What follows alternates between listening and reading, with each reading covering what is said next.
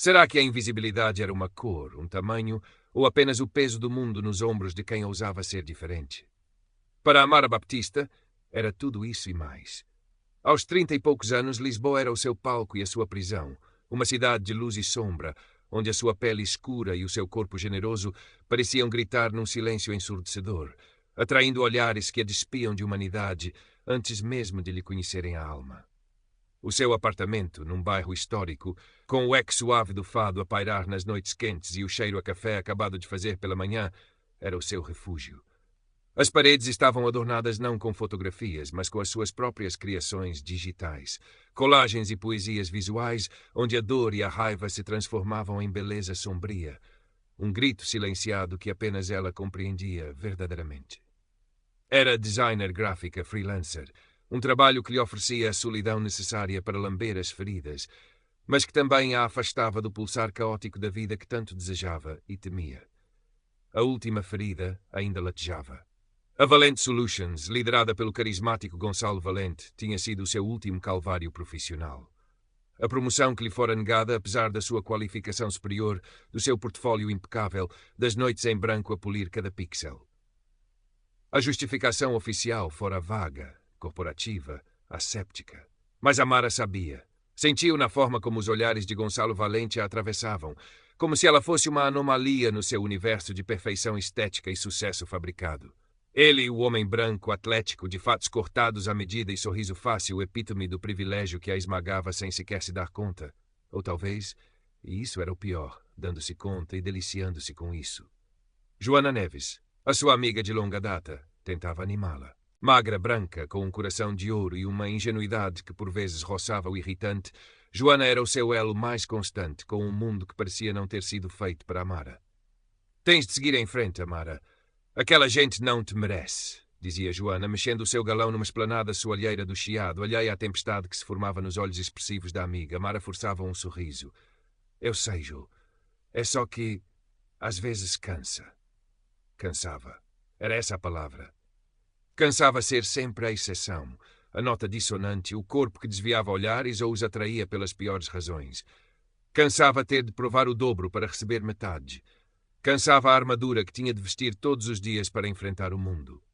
Numa tarde cinzenta de outono, enquanto organizava ficheiros antigos no seu computador, numa tentativa de expurgar o passado, Amara tropeçou numa pasta esquecida, partilhada inadvertidamente por um antigo colega da Valente Solutions meses antes da sua saída. O nome da pasta era inócuo, Feedback Interno RH.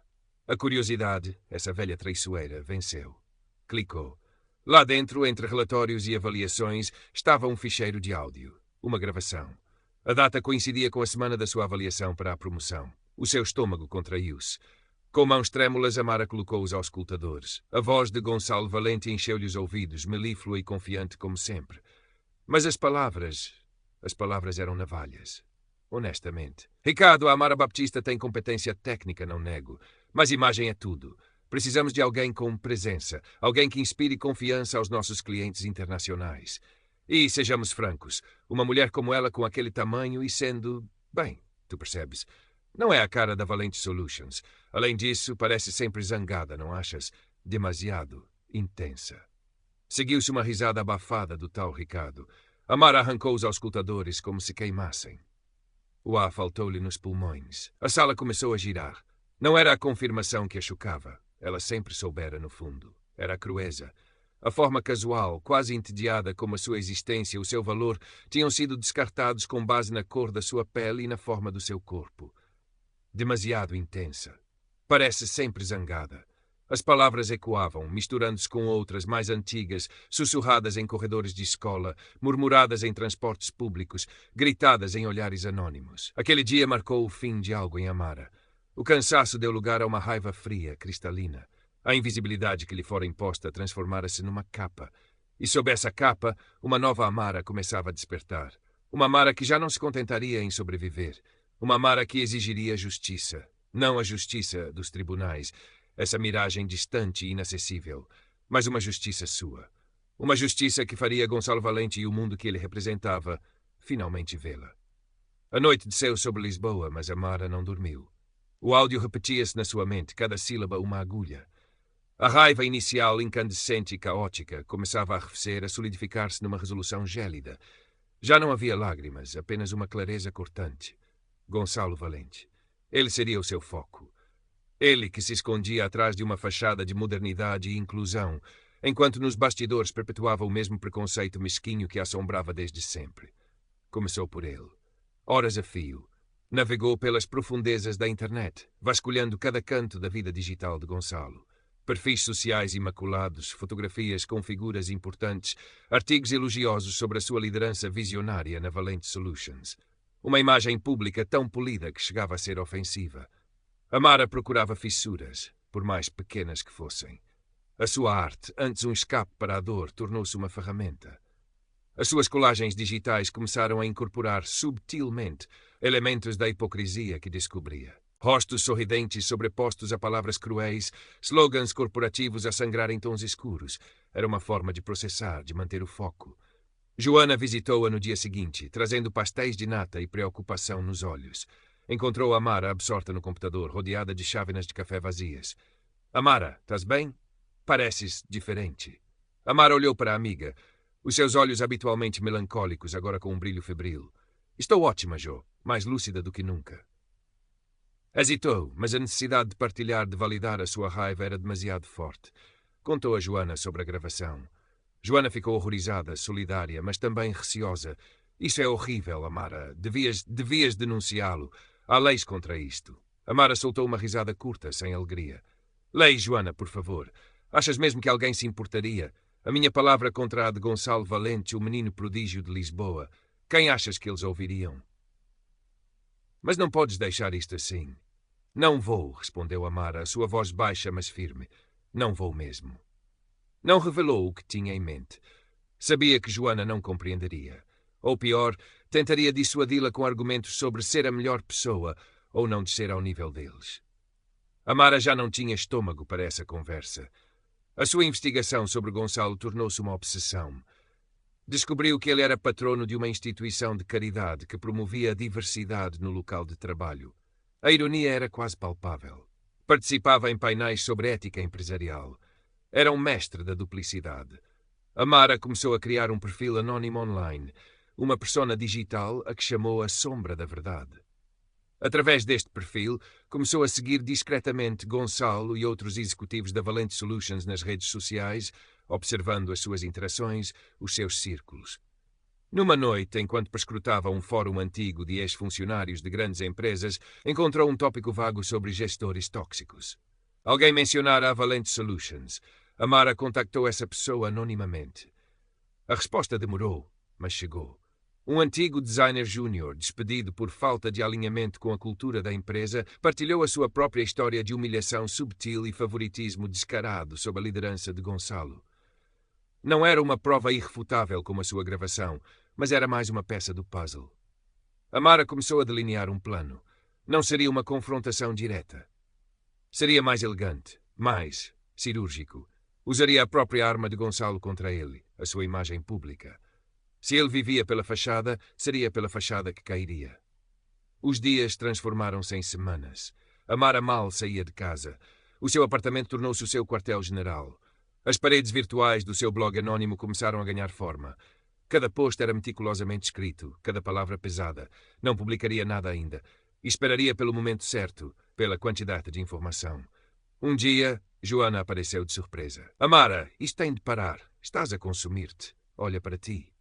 Amara estava mais magra, os olhos encovados, mas havia uma nova intensidade nela. Estou a fazer o que tem de ser feito, Jo.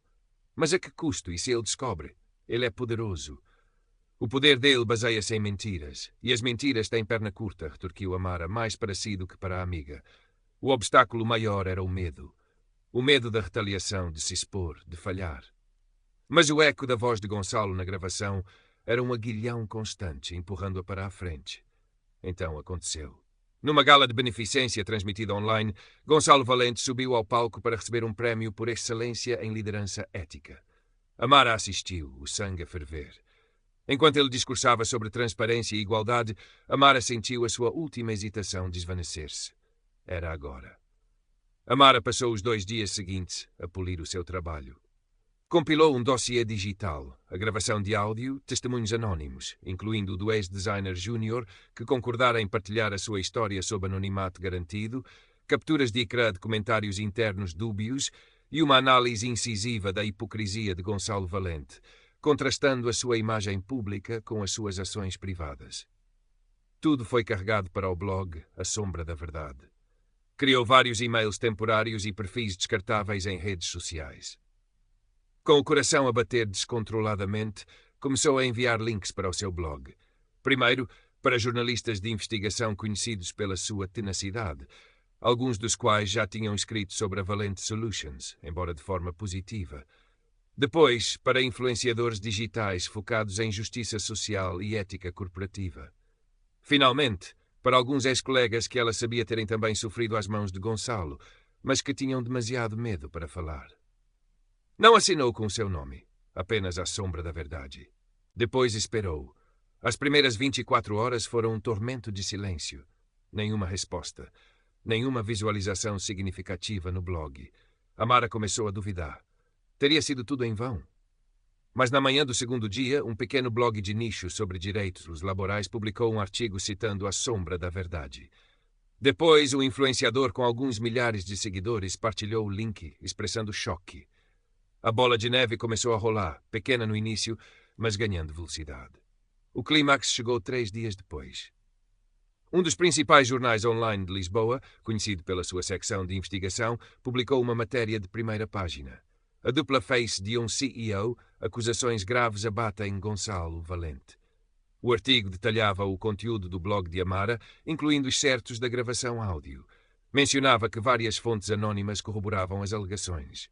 Amara estava no seu pequeno apartamento, a luz pálida da manhã a filtrar-se pela janela quando viu a notícia. O seu corpo tremia, não de medo, mas de uma emoção avassaladora que não conseguia nomear.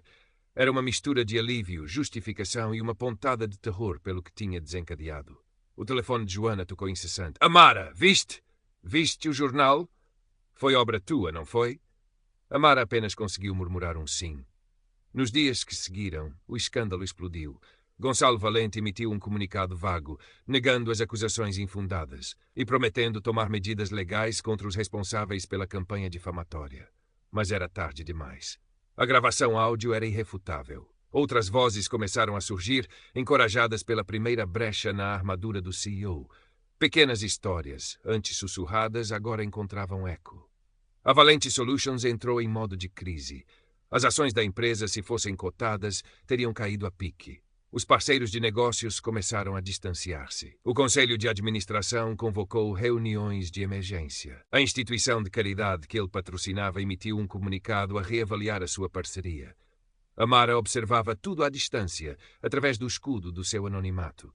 Via as notícias, lia os comentários online, uma torrente de indignação, mas também, dolorosamente, alguns defensores de Gonçalo, alguns que minimizavam as suas palavras, alguns que até culpavam as vítimas anónimas. O mundo não mudava assim tão depressa, mas algo tinha mudado. Gonçalo Valente, o homem que parecia intocável, estava a ser julgado no tribunal da opinião pública. A sua máscara de respeitabilidade fora arrancada. Uma semana depois, a Valente Solutions anunciou que Gonçalo Valente se afastaria temporariamente das suas funções para se concentrar na sua defesa e permitir uma investigação interna independente. Para Amara, soou uma sentença. Ele não voltaria. A sua queda não fora física, não houvera gritos nem confrontos diretos, mas a sua morte social no mundo que tanto valorizava era, à sua maneira, igualmente devastadora. Amara desligou o computador. O silêncio no seu apartamento já não parecia tão pesado. Caminhou até à janela. Lisboa estendia-se à sua frente, indiferente e bela. A chuva fina de outono tinha parado e um raio de sol hesitante rompia as nuvens. Não sentia euforia. A dor das cicatrizes antigas ainda estava lá, uma presença constante, mas já não era uma dor que a paralisava. Havia algo mais agora, uma sensação de espaço, de ar. A validação de que a sua voz, mesmo que vinda das sombras, tinha poder. Joana apareceu à sua porta nessa tarde, não com perguntas, mas com um abraço apertado e um olhar que continha uma nova admiração. Ele mereceu, disse Joana, simplesmente. Amara acenou. Talvez sim. Nos meses que se seguiram, Amara continuou o seu trabalho como freelancer. A sombra da verdade voltou ao silêncio, o seu propósito cumprido. Ela começou a frequentar um pequeno grupo de escrita criativa, partilhando hesitantemente alguns dos seus poemas visuais. As palavras ainda eram sombrias, mas havia nelas uma nova nuance, uma resiliência que antes não existia. Um dia, ao passar por uma montra no Saldanha, viu o seu reflexo. Uma mulher negra, corpulenta, o cabelo crespo a desafiar a gravidade. Por um instante, a velha crítica interna ameaçou surgir, mas depois Amara sorriu. Um sorriso pequeno, quase imperceptível, mas genuíno. O mundo ainda era o mesmo, com os seus preconceitos e as suas crueldades, mas Amara Baptista já não era. Tinha encontrado a sua voz nas sombras, e essa voz agora sabia era inegavelmente sua. A justiça, à sua maneira, tinha sido servida. E isso, por agora, bastava.